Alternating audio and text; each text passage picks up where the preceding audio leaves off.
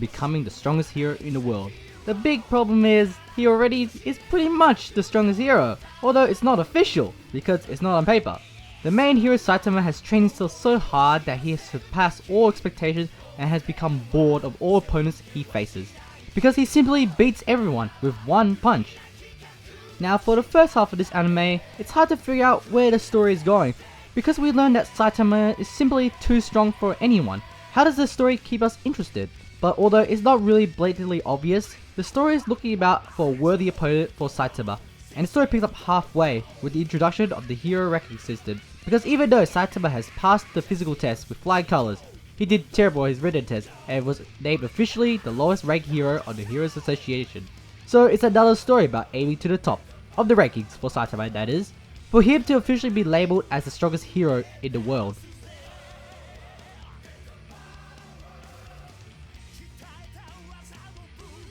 Saitama is the main hero we follow in the story. This is a different take for many anime because instead of following someone who wants to become strong, we follow someone who is already the strongest in the world. As the story progresses, we learn that Saitama is actually just not a simpleton, and we learn that he has a good sense of justice, albeit it's rather subtle. There is not a lot of character development I would say for him or almost any of the other characters, but we do sympathize for him because he has already worked so hard and he doesn't get the recognition he deserves. And I think that what makes him a really likable character and relatable at the same time, because I'm sure many of us have done something we are proud of, but it doesn't get recognized. He wants to earn his recognition even if he takes the blame for all the negatives. He carries on nonchalantly but is still aware of everything. If Saitama is already the strongest, who should we follow and cheer for to become stronger like most other anime? Genos fills that role. At first, Genos seems to be a very serious character. However, he kind of provides a comic relief because he is so serious and Saitama isn't.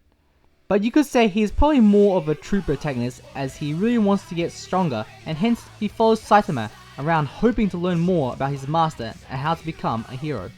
He probably does get the most character development as he learns more about Saitama. He starts seeing Saitama that actually doesn't deserve criticism and he gets it and chooses to support him throughout the show. For the other characters, we don't get a lot of time with them, especially the villains, because none of them have really elaborate backstories to make us care about them. And it doesn't help that they are easily defeated by Saitama. Same thing applies to the majority of the other heroes.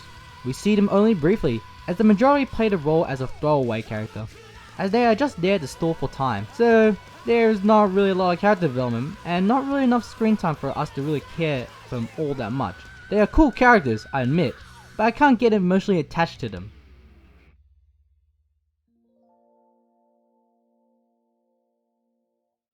If every enemy is defeated by one punch, how do you make it interesting and epic enough for it to be entertaining, with beautiful epic animation that comes before the final punch? If there is something amazing about One Punch Man, it's the animation, and especially the action scenes. I can go on all about character designs because I think they all look cool and funny in their own way. They all have a very unique design as well, something we don't get too often. The action scenes are great, you see the fluidity of the animation frames and a lot of details for each frame. The explosions and the special effects, they all look good. And I like how they switch Saitama's serious mode and more casual mode with perfect timing. It's funny because watching Saitama stall for a while makes for a really good action scene, but that's not it. There's some very good action scenes by the other characters when Saitama is not around, giving us more of a real fight scene. I like how the world around them is not really as colourful, but the characters add a lot of colour and personality with their designs. For the soundtrack, for the most part, I really enjoyed it. It doesn't really make me go super wow, but for what it does, it's nice to listen to and kind of gives you a little bit of hype for most of it. The instrumental bits do a really good job for hyping a scene, and I really liked it for that. But it's the opening and ending song which I really love the most about the music in this anime. The opening is an explosion of hype. The song just really lifts you up with its heavy metal rock. The animation for it builds up as well, the hype, the songs and the lyrics as well. And by the end of the episode, you get the ending, which I feel like does a really good job of calming you down after all that hype. It is a little catchy, but after being bombarded with hype, I think the ending song is just a perfect way of calming you down.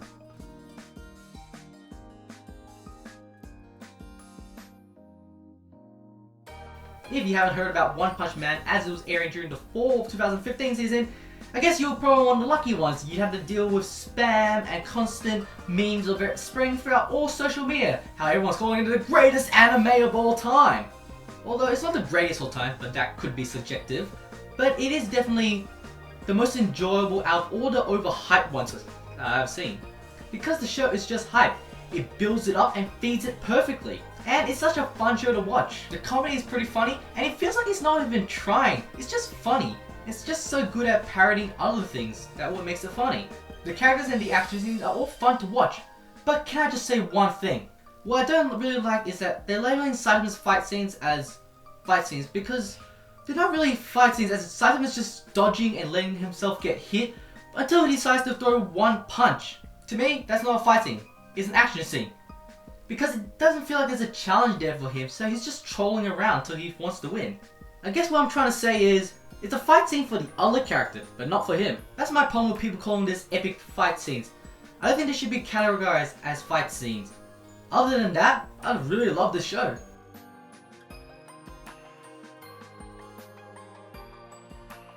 As we draw closer to the final score of the anime, I give the story an 8. Although it is not clearly explained what the story is going to be about at the beginning, it does draw in a story about hype and aiming towards to the top. And it's good how they made the plot and the world actually interesting despite how things are being solved by one punch. For the animation and sound, I give it a 10 and an 8. The animation is just an awesome spectacle to look at, the action scenes are awesome to look at and have beautiful animation. And the transition between the more simple scenes to the more serious scenes really add to how awesome it really all looks. The soundtrack does a good job of lifting you up and is a good listen to, but the opening is just epic and really hypes you up, while the ending song is just a great fit as well for really calming you down after each episode. For the characters, I give it a 7.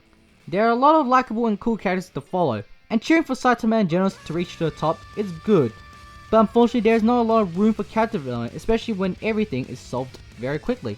We don't get enough time with our other characters to really care too much about them. For my own personal enjoyment, I give it a 10. The anime built up a lot of hype surrounding it, and it definitely is worth the hype. From story to characters to music to animation to previews even, the hype doesn't really die down. It's just a really fun anime to watch that you don't have to take too seriously as well, which really works with the hype. So for the overall One Punch Man, I give it 8.5 out of 10. One Punch Man is the epitome of hype. It's a hype show and it never really lets up. It's just a fun watch. I recommend this anime to fans of comedy, superheroes, and action anime, but honestly, it's one of those that anyone can watch. And if you want to watch One Punch Man, it's available for legal streaming on Daisuki. However, if you're Australian like me, you can watch it on Anime Lab. Well, that's it for this edition of New Anime Review. If you like the video, please give it a thumbs up. If you don't, give it a thumbs down. If you can't be bothered, go watch another video. With that all said and done, time for my new training. 100 push-ups, 100 sit-ups, 100 squats, and 10 calorie run every day. Sayonara!